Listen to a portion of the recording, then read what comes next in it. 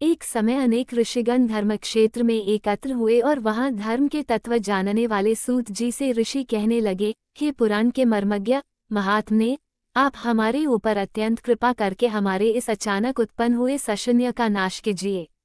हमने सर्वव्यापक विष्णु के अनेक रूप सुने हैं, उनमें से कौन सा रूप सर्वश्रेष्ठ है, ये हमें बताएं। हे महात्मा मुनियों, तुमने संसार के कल्याण के लिए ये सर्व शुभ काम करने वाला बड़ा प्रश्न किया है। जो तुमने ये संसार के हित के लिए प्रश्न किया है, अतः मैं तुम्हारे लिए सब जगत पालक परम पूज्य भगवान विष्णु के महाअद्भुत रूप का वर्णन करूँगा। हे तपस्वियों, उस परमात्मा के अनंत रूप है, उनमें जो अनंतम श्रेष्ठ है, उस रूप को अदन से सुनो। उस दिव्य रूप के स्मरण मात्र से महापात की मनुष्य भी पाप से छूट जाते हैं, इसमें संशय नहीं है। इसी प्रश्न को संसार के कल्याण के लिए क्षीर समुद्र में लक्ष्मी ने भगवान विष्णु से एक बार पूछा था। लक्ष्मी कहने लगी, हे जगन्नाथ, आपके महान अनेक रूपों को भक्त मनुष्य भक्तियुक्त होकर पृथ्वी पर पूजते रहते हैं। हे प्रिया, क्या वे रूप सब समान ही हैं या उनमें गौण और मुख्य किसी प्रकार का भेद है?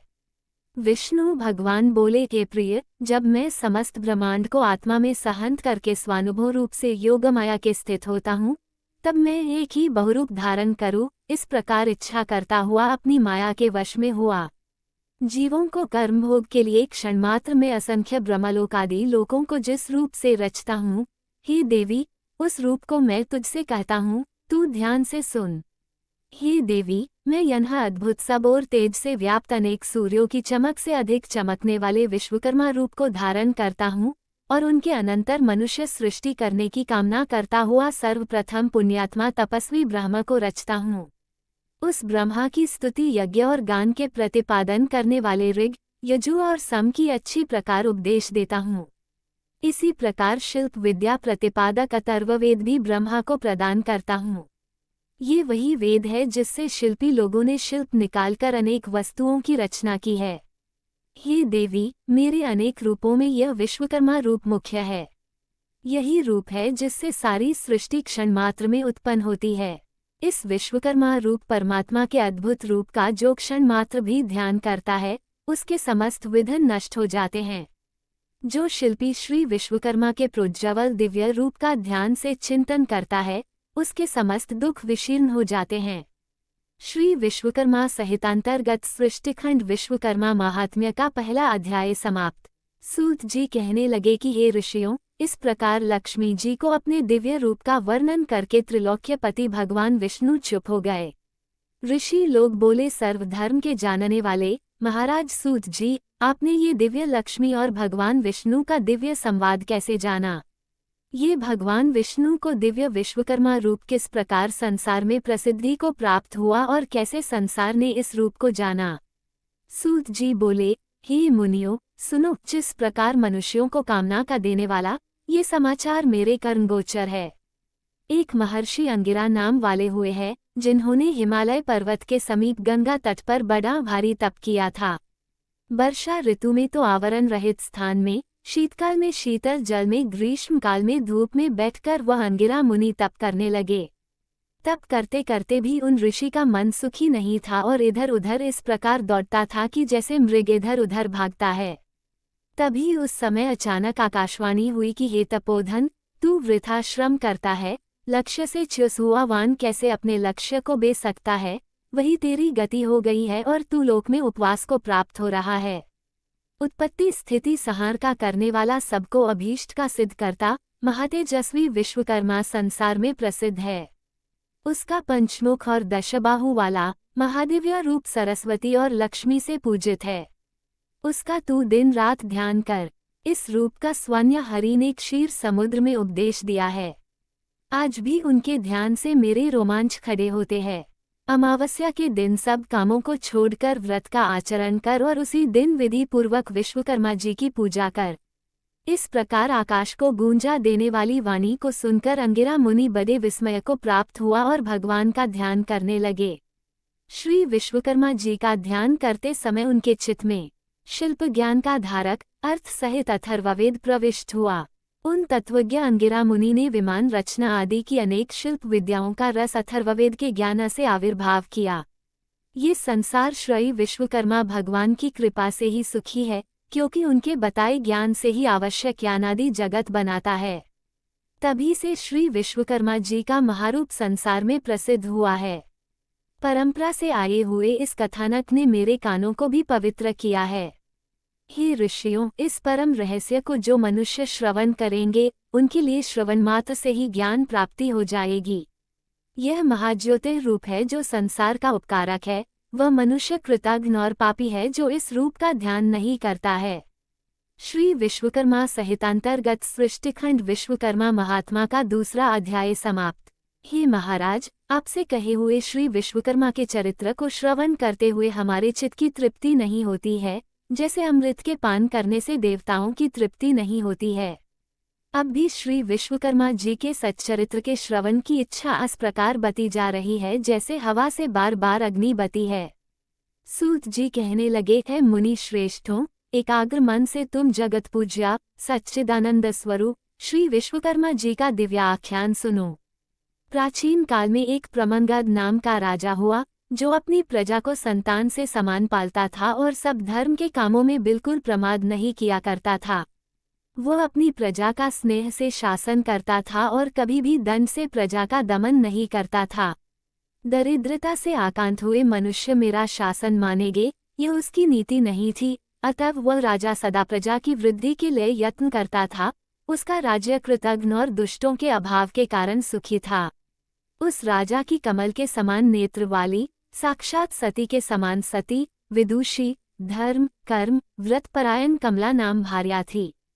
कभी दैवयोग से उस राजा के शरीर में दारुण कुष्ठ रोग उत्पन्न हो गया। बार बार चिकित्सा किया हुआ भी वह रोग स्वरूप भी शांत न हुआ। उस रोग की पीड़ा से पीड़ित राजा बड़ा व्याकुल होने लगा।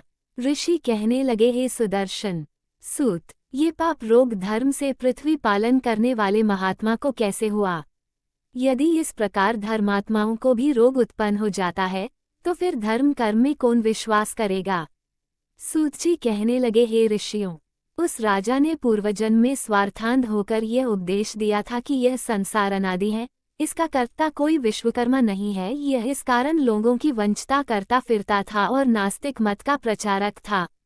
आप जानते हो, यदि कर्मों के फल का देने वाला विश्वकर्मा परमात्मा हो, तो उपकार का कर्ता उपकृत मनुष्य द्वारा मृत्यु के अनंतर दिए आशीर्वादों से उत्पन्न पुण्य फल को कैसे प्राप्त कर सकता है? जब परोपकारी को अपने पुण्य का फल मिल ही न सकेगा तो क्यों कोई किसी का उपकार करेगा, और जब कोई किसी का उपकार ही नहीं करेगा तो संसार का उच्छेद नाश हो जाएगा। इसलिए नास्तिक पाखंडी की दुर्दशा अवश्य होती है। अनेक जन्मों के पाप पुण्य कर्म एक जन्म में ही उसका फल नहीं देते हैं, अतः उस जन्म में ये फल प्राप्त हुआ, इसमें कोई आश्चर्य नहीं है। अब मैं तुमसे आगे की कथा कहता हूँ, ध्यान से सुनो। कभी उस राजा को अधिक व्याकुल देखकर उसके दुख से दुखी हुई पतिव्रता बेचारी रानी बोली, के राजन, बड़ा तेजस्वी हमारा कुल पुरोहित अचानक अक्षी रोग से व्याप्त हुआ और बिल्कुल अंधा हो गया। उसे उपमन्यु पुरोहित ने अपने अतीन्द्रिय ज्ञान से देखा तो यही प्रतीत हुआ कि उसे अमावस्या को व्रत कर और श्री विश्वकर्मा जी का पूजन करना चाहिए। तब से ही उस पुरोहित ने सब कामों को छोड़कर विधिपूर्वक व्रत किया।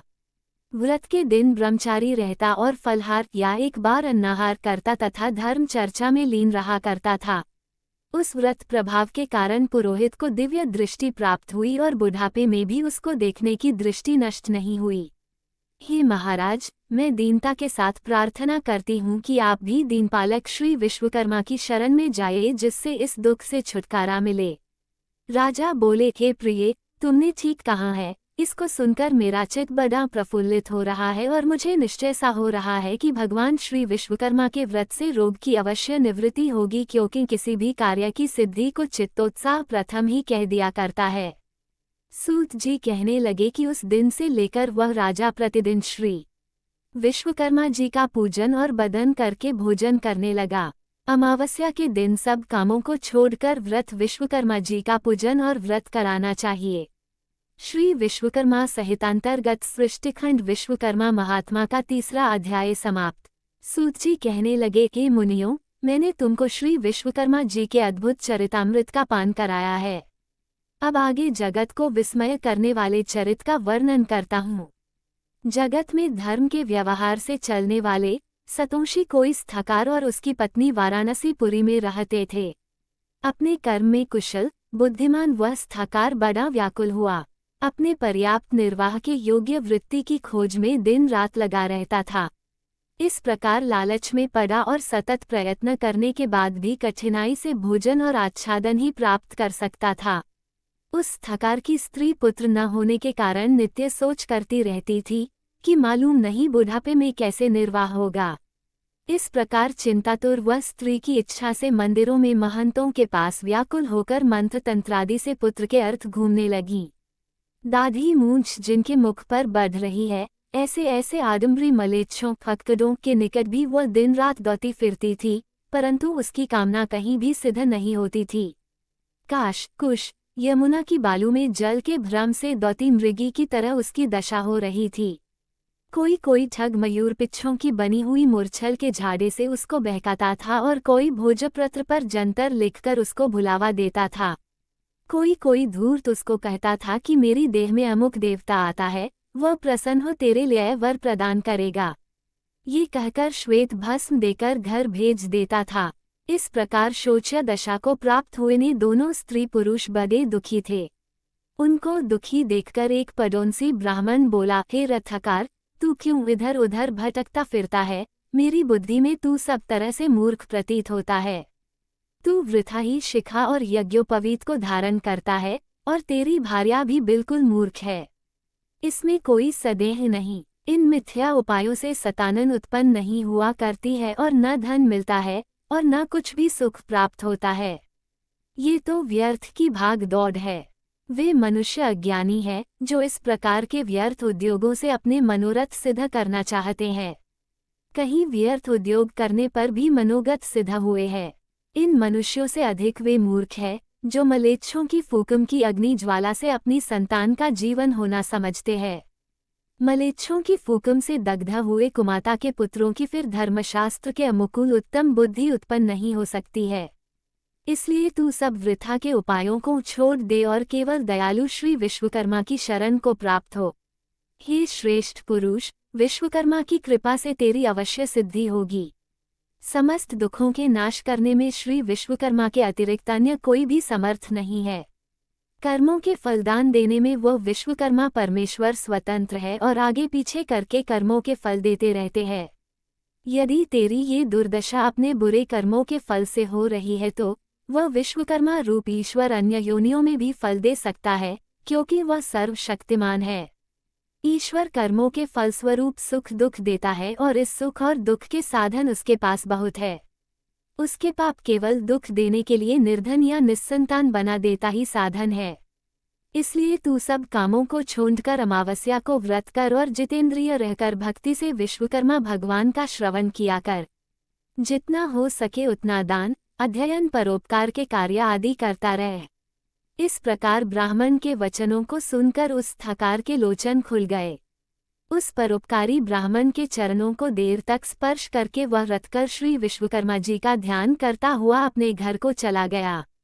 उस दिन से लेकर वह धर्मात्मा रथकार श्री विश्वकर्मा जी के चरण कमलों की शक्ति में लीन रहने लगा।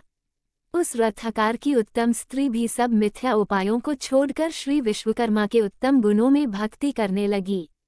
अमावस्या के दिन इस दिव्य व्रत के प्रमाण से वह दंपति धन और पुत्रों से युक्त हुई। उस रथकार का एक दिन भी बिना वृत्ति के नहीं जाता था। उसका पुत्र बड़ा सुशील, गुणवान, विद्वान और अपने माता पिता की शुश्रूषा करने वाला हुआ। इस प्रकार सब देवों से अतिशय श्री विश्वकर्मा के प्रभाव से यह गृहस्थ सुख भोगने लगा। इसी प्रकार जो मनुष्य भक्तियुक्त चित्त से श्री विश्वकर्मा का ध्यान करते हैं वे इस लोक में पुत्र पौत्रादि से युक्त होकर सुखी होते हैं। श्री विश्वकर्मा संहितांतर्गत सृष्टिखंड विश्वकर्मा महात्मा का चौथा अध्याय समाप्त। ऋषियों ने कहा, हे सूत जी, विश्वकर्मा भगवान के जिन चरणों की पूजा देवता भी करते हैं, आनंदमय चरित्र को थोड़े से शब्दों में सुनकर हमारी इच्छा और भी बढ़ गई। जिस प्रकार हवि से अग्नि प्रचंड होती जाती है, ठीक इसी प्रकार ज्यों ज्यों हम विश्वकर्मा भगवान का चरित्र सुनते हैं त्यों त्यों उसके सुनने की इच्छा और भी बढ़ती जाती है। सूत जी बोले, हे मुनि लोगों, आप लोग ने विश्वकर्मा के चरित्र को सुना, जिसके सुनने से देवता भी नहीं अघाए। एक बार नैमिषारण्य में मुनि और सन्यासी लोग एकत्र हुए और अपने अमीष्ट की प्राप्ति के लिए एक सभा की। विश्वामित्र कहने लगे कि हमें लोगों के आश्रमों में दुष्ट कर्मों के करते हुए राक्षस लोग यज्ञ करने वाले मुनियों के आसपास ही बड़े बड़े मनुष्य को अपना ग्रास बना लेते हैं। इस प्रकार यज्ञों को नष्ट करते हुए वह राक्षस लोग नर मांस भक्षक करते हैं। मातंग मुनि कहने लगे कि हमारे पूज्य पुरोहित उपमन्यु, जो ब्रह्मचर्य व्रत में स्थित रहकर और कंदमूल खाकर सदा धर्म कार्यों में संलग्न रहते हैं, तथा जो प्रतिदिन सारे कामों को छोड़कर परमात्मा का ध्यान करते रहते हैं, तथा वह भी राक्षसों को नष्ट करने में समर्थ हो सकते हैं। इसलिए अब हमें उनके कुकृत्यों से बचने का कोई उपाय अवश्य करना चाहिए। सूत जी बोले, हे ऋषियों, इस प्रकार ऋषि मुनियों के वचन सुनकर वरिष्ठ मुनि जी कहने लगे कि एक बार पहले भी ऋषि मुनियों पर इस प्रकार का कष्ट आ पड़ा था। उस समय वह सब मिलकर स्वर्ग में ब्रह्मा जी के पास गए। चतुर्भुज ब्रह्मा ने पद्मासन लगाए हुए शांत भाव से ध्यानवस्थित में उन्होंने ऋषि मुनियों को देखा, जो दुख से छुटकार देने वाले शिव रूप भगवान का ध्यान कर रहे थे।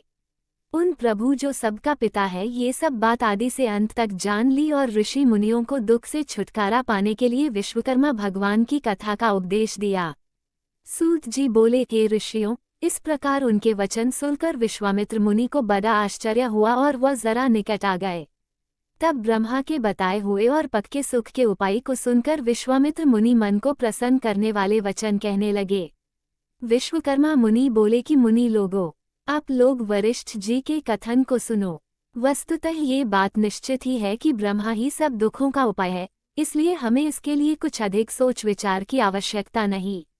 सारे पापों को दूर करने वाला और दुखों को हटाने वाला एक ही ब्रह्मा है। सूत जी बोले, ऋषि लोगों ने ध्यानपूर्वक सुना और गदगद वाणी से कहने लगे कि विश्वकर्मा मुनि ने ठीक ही कहा है कि ब्रह्मा की ही शरण जाना उपयुक्त है। ऐसा सुन सब ऋषि मुनियों ने स्वर्ग को प्रस्थान किया, वह राक्षसों से हुई अपनी दुर्दशा ब्रह्मा को सुना सके। मुनियों के इस प्रकार कष्ट को सुनकर ब्रह्मा जी को बड़ा आश्चर्य हुआ। उसी समय ब्रह्मा तेज से प्रकाशित अपनी आंखों को मूंदकर विचारमग्न हुए। इस प्रकार राक्षसों द्वारा की गई सारी दुर्दशा को समझ ब्रह्मा जी, जो बड़े तेजस्वी थे, मन को आनंद देने वाले वचन कहने लगे। ब्रह्मा जी कहने लगे कि हे मुनियों, राक्षसों से तो स्वर्ग में रहने वाले देवता को भी भय लगता रहता है, फिर मनुष्यों का तो कहना ही क्या, जो बुढ़ापे और मृत्यु के दुखों में लिप्त रहते हैं। सुनो, उन राक्षसों को नष्ट करने में महातेजस्वी विश्वकर्मा ही है, जो सब प्रकार के बलों से युक्त और सारे विश्व में प्रसिद्ध है। उसी की पूजा से तुम लोग राक्षसों को नष्ट करने में समर्थ हो सकते हो। इस वास्ते उसी दयालु विश्वकर्मा की शरण में जाओ। देवताओं को हवि के पहुँचाने वाला अग्नि नामक देवता संसार में प्रसिद्ध है। उसी का पुत्र यज्ञों में श्रेष्ठ पुरोहित होता है। अगिरा उसका नाम है और सब मुनियों में श्रेष्ठ है। वही आपको दुखों से पार कर देगा, इसमें कोई संदेह नहीं है। इसलिए हे मुनियों, आप उन्हीं मुनि श्रेष्ठ के चरण कमलों को छुआ और उन्हीं से अपने को कष्टों से मुक्ति पाने के लिए प्रार्थना करो। सूत जी बोले कि ब्रह्मा जी के कथन के अनुसार ऋषियों ने सब यज्ञ अनुष्ठान आदि किए और अंगिरा ऋषि के वचनों को सुनने के लिए उत्सुक हुए। अंगिरा ऋषि कहने लगे कि हे मुनियों, तुम लोग क्यों इधर उधर मारे मारे फिरते हो? दुखों को काटने में विश्वकर्मा के अतिरिक्त और कोई भी समर्थ नहीं, इसलिए तुम्हें चाहिए कि जितेंद्रियम रहते हुए अमावस्या के दिन अपने साधारण कर्मों को रोककर भक्तिपूर्वक विश्वकर्मा की कथा सुनो, जिसके सुनने मात्र से जन्म जन्मांतर के पाप नष्ट हो जाते हैं। मुनि लोग ब्रह्मचर्य व्रत में स्थित हो विश्वकर्मा देव की पूजा द्वारा ध्यान करते हुए सब प्रकार के सुखों को प्राप्त करते हैं। सूत जी कहने लगे कि मुनि लोग इस प्रकार महर्षि अंगिरा के वचनों को सुनकर अपने अपने आश्रमों को चले गए और यज्ञ में विश्वकर्मा देव का पूजन किया, जिसका परिणाम ये हुआ कि उसकी पूजा से सारे राक्षस भस्म हो गए, यज्ञ विघ्नों से रहित हो गए तथा नाना प्रकार के सुखों से संपन्न हो गए। जो मनुष्य भक्ति पूर्वक विश्वकर्मा को चिंतन करता है, वह सुखों को प्राप्त करता हुआ संसार में बड़े पद को प्राप्त करता है।